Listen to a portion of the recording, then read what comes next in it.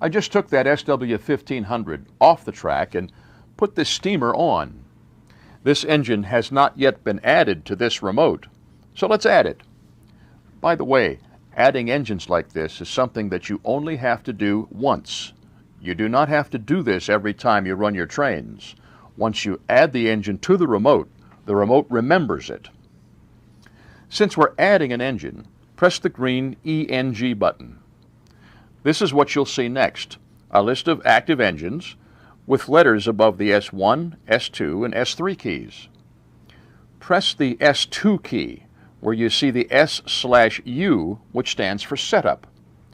That takes you right to the engine setup menu. As you can see, it shows Add Engine at the top. That's what we want to do, so I'll press the thumb wheel to select that feature. Here's where you tell the DCS system whether you're adding an MTH engine with Proto-Sounds 2 or an engine equipped with Lionel's Trainmaster command system. In this case, I'm adding an MTH engine, and the arrow's already pointing at Add MTH Engine, so I'll just press the thumb wheel to select it. The system will now look for and find the engine. Proto-Sound 2 locomotives are able to communicate in both directions with the remote control. In other words, the remote just recognized that there was a new engine on the track that was not stored in its memory. It asked the engine, "Who are you?" The engine responded by sending information back to the remote, telling the system its name. The remote then automatically assigned it to a memory slot, and that's it. This engine has now been added to this remote, and it appears in the active engine list, and we're ready to run it. This process of adding engines to a specific remote control is a fundamental concept of almost all command control systems. You can use more than one remote control, so if you have a lot of engines, you can assign certain engines to a specific remote. If you enjoy sharing your layout with friends and family, each engineer can have their own remote with just their engine set up in it. If you have a guest visit your layout who's not real familiar with DCS, you can give him a remote that only has one engine in it, the one he's going to run. That way he can't accidentally get control of another locomotive by pushing a button by mistake. If you enjoy running trains in a prototypical manner, the ability to divide up your locomotive fleet among several remotes is a very handy feature when you have several operators handling switching assignments and running mainline trains all at the same time.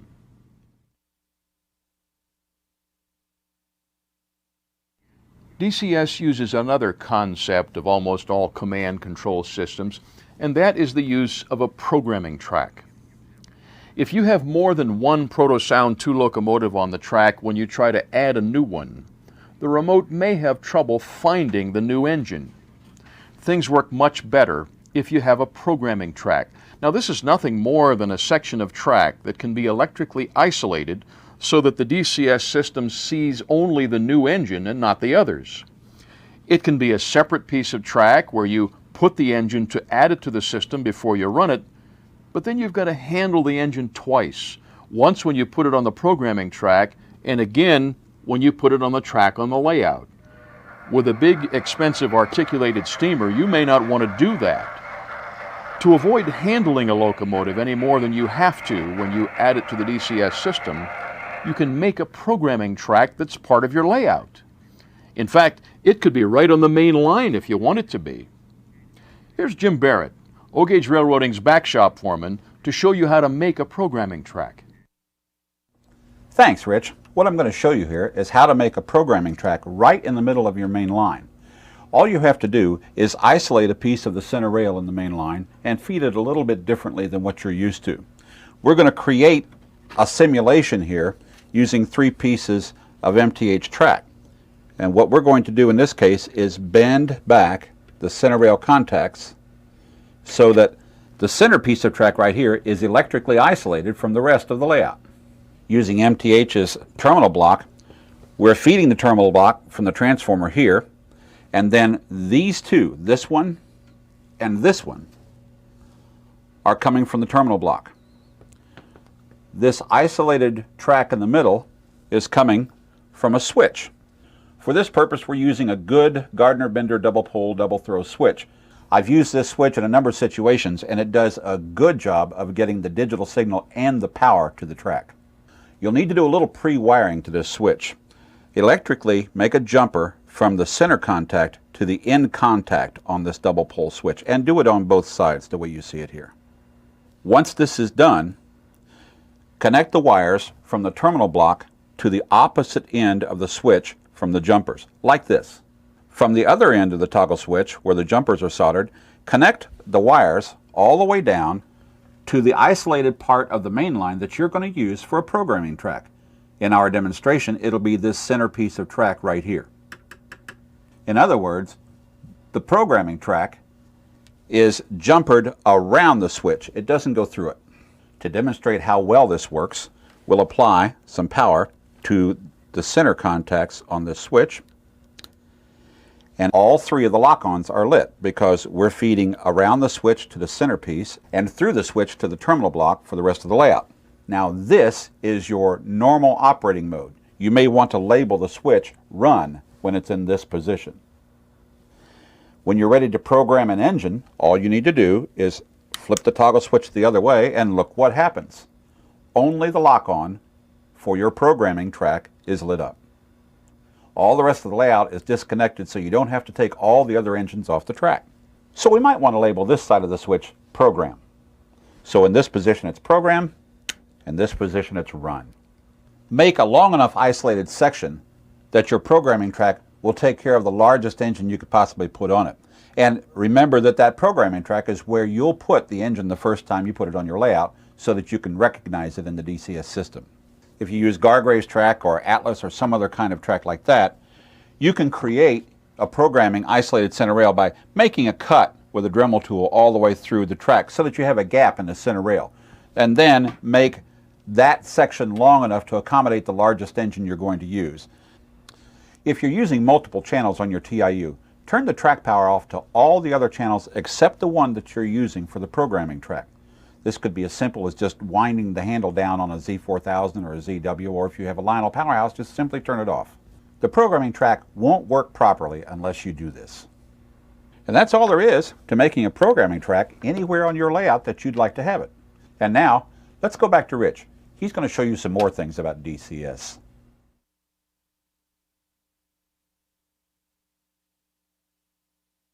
Thanks, Jim. Okay. Now you know how to make a programming track, and you've started to add your locomotives to your remote. What happens if you've got two identical locomotives? If they automatically add themselves to the remote and they have the same names, how do you tell them apart? The DCS system is smart enough to know that when it has two identical engines in its memory, it should assign them to two different memory slots. So even though you have two identical locomotives, you can still control them separately. However, it would be nice if we could change the name of one of these engines to more easily tell them apart. Well, you can do that, and it's actually pretty easy. Here's how. Since we're working on an engine, start by pressing the ENG key. Then press the SU key to go right to the engine setup menu. I want to edit the information stored in memory for one of these engines, so I'm going to scroll to Edit Engine and press the thumb wheel. I want to edit the name of one of these engines, so I'm going to scroll the thumb wheel to Edit Name and press it. Scroll the thumb wheel to select the one you want to rename. I'll select the first of our two identical F40s. Now you will see this screen of letters and numbers. This is where you can choose a new name for the locomotive by using the thumb wheel to scroll through the letters and numbers in the character set. This takes a little getting used to, but after you do this a few times, you'll get the feel for it. You simply scroll to the letter or number you want and press the thumb wheel. Let me do a couple of letters here so you get the feel for this. There's the X. I'm going to roll over here and do a space. Don't try to scroll too fast because it's just wasted effort. The remote will only accept scrolling commands so fast before it just ignores them. And I'm going to go to the number 4 and the 0. When you're finished, scroll to this letter, this capital D right here at the end of the list, and press the thumb wheel. That D signifies that you're done editing the name of the engine and you're ready to save the new name. Press the thumb wheel to save it and you're done. Press the green ENG button to go back to the engine list, and there you'll see the new name in the active engine list ready to be run.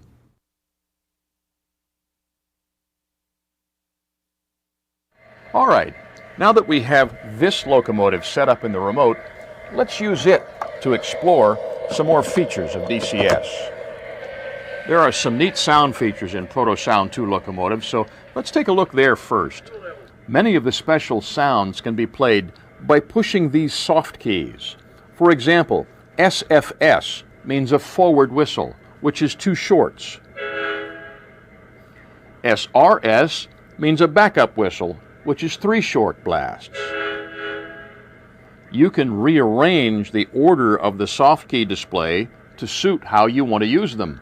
For example, I have these set up so that when I start this train, I can press this button to blow the horn twice, and then press the next one in line labeled SCS, which will play the coupler slack sound when I start the train.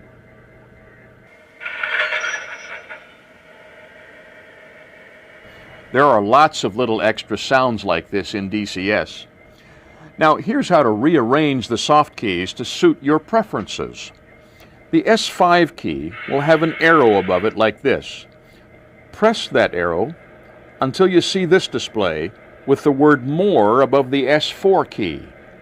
Press More and you'll see the entire list of available soft keys displayed in a scrollable list. Choose the one you want to move by scrolling to it and select it by pressing Move. Now you can scroll the wheel. The sound you have selected will move through the list as you scroll, and when you have it where you want it, press the thumb wheel and it is now set into the new spot. To get more familiar with all the sounds and features available on the soft keys, I'd suggest you take one of your Proto Sound 2 engines, put it on the track, power it up, and start playing with the soft keys. That's the best way to learn a new control system anyway, by just playing with it for a while. You'll find a lot of different sounds and features that you can access with the soft keys. There are even more sound features to be played with in DCS. To get a look at them, press the menu button. You'll get used to pressing that menu button because almost all of the extra features in DCS start with the menu button. The cursor will already be pointing at sound, so press the wheel to select it. Now you'll see a list of the various sounds in the locomotive sound set. We already know how to control the volume of all the various different sounds independently in Proto Sound 2 locomotives, so let's move on to something new.